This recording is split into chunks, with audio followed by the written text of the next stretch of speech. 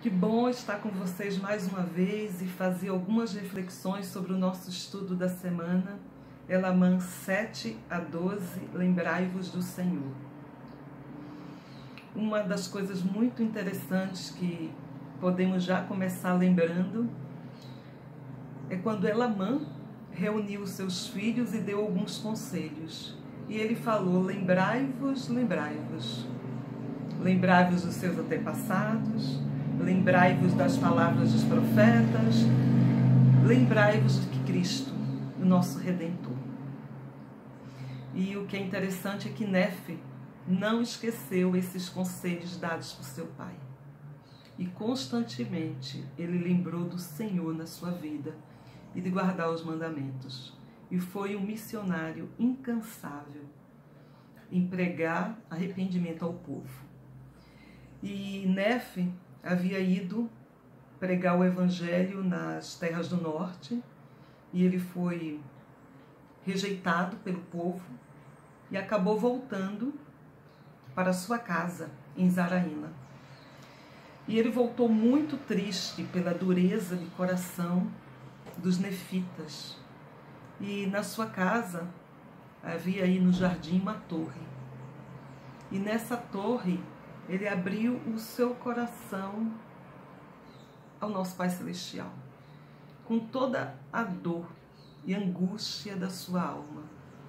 Ele lamentou profundamente como aquelas pessoas haviam esquecido do Senhor, como elas já não lembravam dele.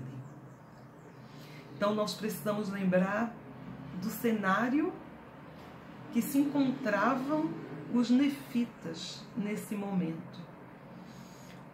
Nós vimos aquele ciclo, do orgulho, onde eles estavam exatamente aí no topo, extremamente ricos, orgulhosos, haviam se deixado enganar pelos ladrões de Gadianton, haviam se mesclado com eles, deixaram de guardar os mandamentos de Deus.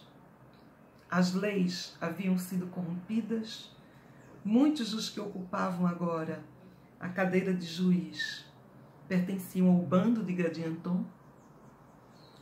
Aqueles homens que eram justos não eram julgados justamente, muitas vezes eram presos e condenados. E aqueles que praticavam maldades conseguiam escapar porque tinham dinheiro.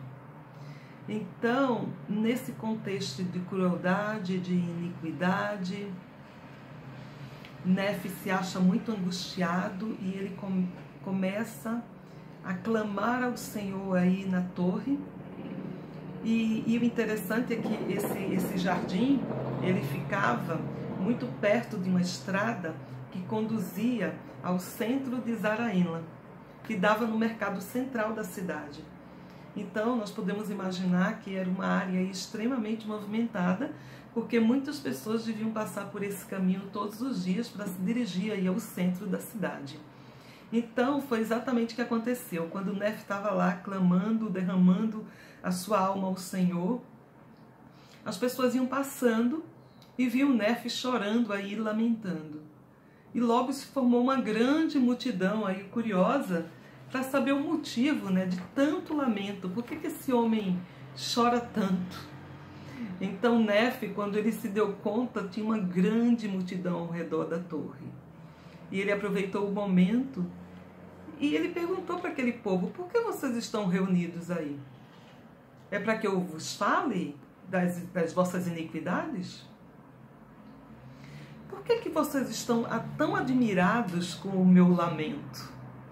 Mas por que vocês não se admiram da maneira como Satanás se apoderou, passou a ter tanto poder sobre o seu coração? E nesse momento, Nefe começa a dizer muitas verdades e escancarar o pecado e as iniquidades daquele povo. Mas aí podemos imaginar, por que a verdade dói tanto? Porque é tão difícil quando alguém nos fala a verdade. É fácil aceitar quando alguém nos diz a verdade. É fácil a gente se olhar no espelho e ver os nossos erros e saber que precisamos mudar. Muitas vezes não é fácil, porque isso requer humildade, requer um desejo de mudar a nossa vida. E muitas vezes não estamos dispostos a isso. Então, nesse momento, Nefe começa a escancarar essa verdade, né, de como esse povo esqueceu do Senhor, esqueceu de guardar os seus mandamentos. E entre aquele povo havia alguns juízes aí menores que eram do bando de Gadianto. E eles ficaram enfurecidos e começaram a incitar o povo contra Nefe. E logo acontece aí uma grande divisão, porque esses ladrões de Gadianto querem prender a Nefe, e claro, para que Nefe fosse julgado por suas leis corruptas. E o povo se dividiu, porque houve aqueles que acreditaram no que Nefe estava falando. Acreditou que ele seria um profeta de Deus. E Nefe aproveita e continua a sua pregação. Ele continua lembrando, desde os profetas do Velho Testamento, do quanto eles testificaram de Cristo. Ele cita o exemplo de quando os israelitas foram picados por aquelas serpentes venenosas e muitos começaram a morrer. E quando o Senhor disse a Moisés, que era o profeta, que deveria pendurar a serpente em uma haste, e aqueles que olhassem, que crescem, viveriam. E era tão simples o olhar e o crer, que muitos não olharam, porque não acreditavam que seriam curados só pelo simples fato de olhar. E ele continua falando sobre esse simbolismo do olhar, do crer em Cristo. Esse Cristo que viria, que expiaria os nossos pecados. E ele falou ainda sobre o simbolismo que existe entre a serpente e o próprio Salvador, na sua crucificação, que ele seria crucificado. Nós sabemos que é um simbolismo, em uma haste, uma madeira ele seria levantado, assim como a serpente. E aqueles que estivessem dispostos a olhar e a crer nele seriam salvos. Então Nefe, ele fala sobre esses profetas e o que eles profetizaram. E é muito interessante porque precisamos lembrar que em todas as épocas nós tivemos profetas. E temos um profeta vivo hoje. A importância de prestar atenção no que os profetas nos dizem. Quando Nefe dizia que aquele povo ia perecer se não se arrependesse, ele sabia o que estava dizendo. Um profeta vê coisas que nós não vemos. Ele sabe coisas que nós não sabemos. Nós temos um profeta vivo. Um profeta que nos revelou, há algum tempo atrás, o programa Vem Segue-me. Eu não tenho dúvida que esse profeta, ele sabia, o presidente Nelson sabia que nós precisaríamos desse programa e que nós ficaríamos um bom tempo em casa. E a igreja ia se transformar no nosso lar e que nós precisávamos nos fortalecer. E não foi assim? Então o profeta, ele sabe todas as coisas. E ali eles estavam diante de um profeta que testificava. E eles permaneciam incrédulos.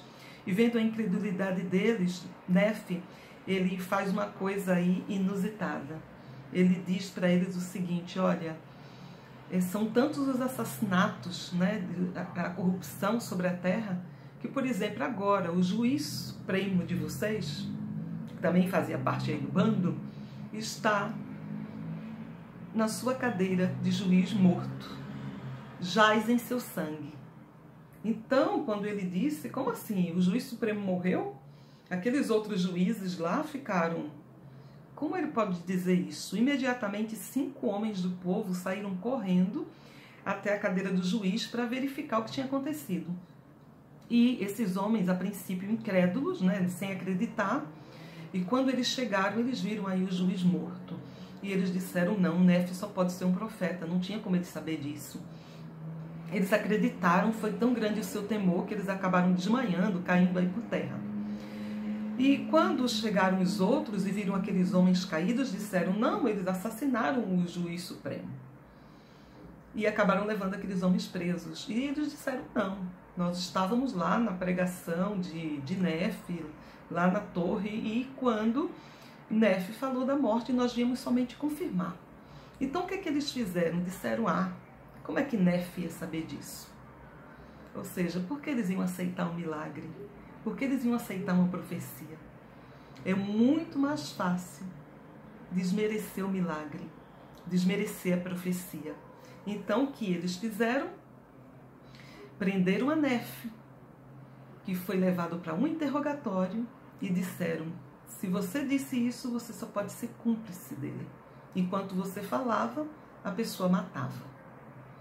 Então, Nefe, claro, faz toda a sua defesa, né? E diz que eles deveriam ir à casa do irmão do juiz supremo.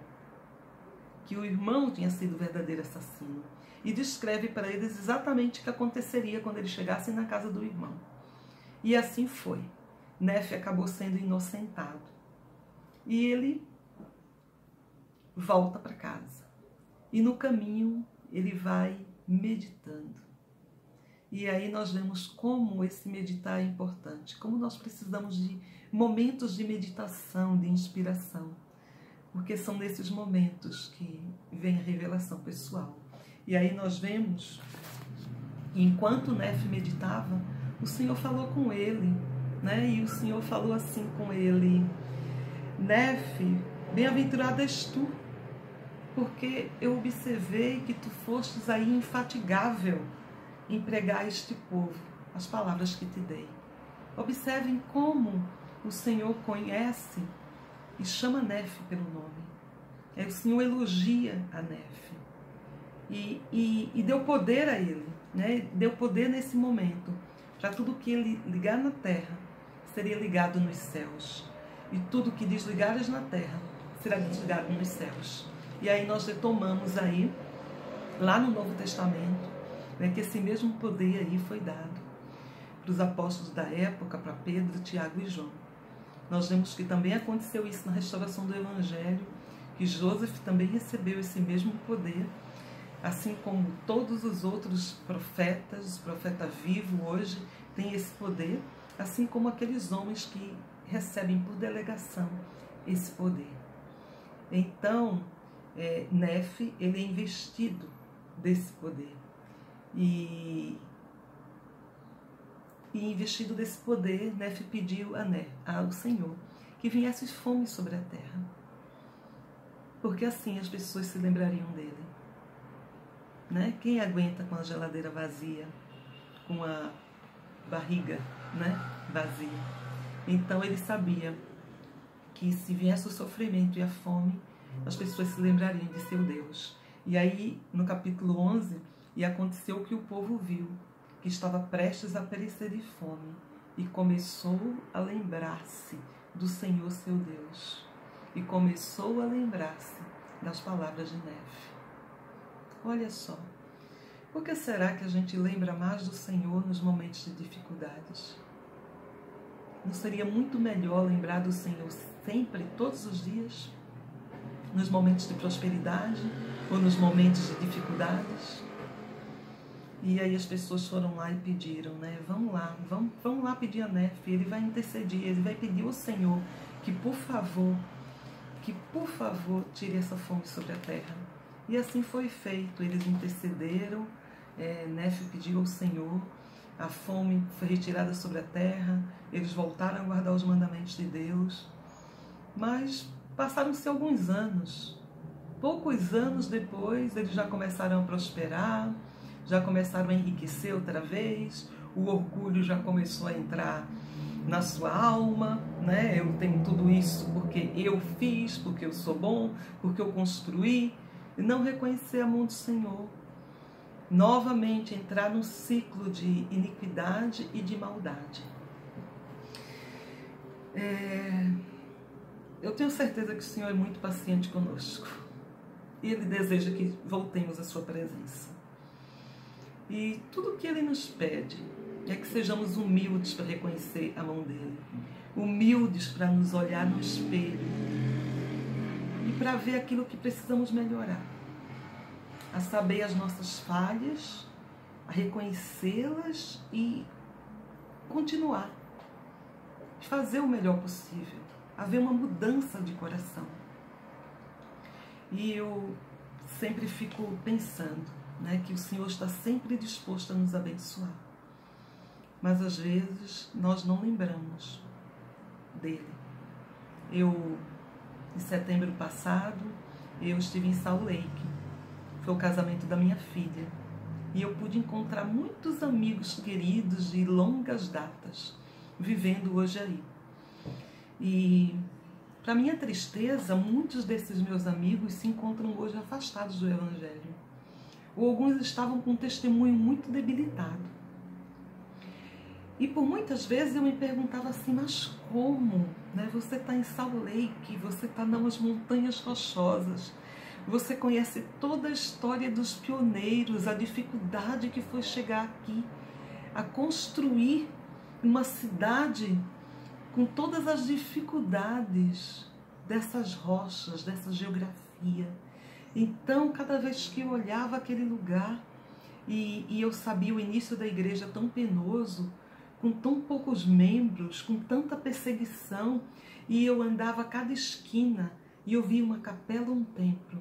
Isso aumentava o meu testemunho da veracidade desse evangelho. Mas eu olhava para muitos dos meus amigos e eles não conseguiam ver a mesma coisa que eu estava vendo. Então, eu fico pensando, né, todas as palavras que Nefe disse, todos os milagres, né, que ele mostrou para aquele povo, não foi suficiente para que as pessoas acreditassem.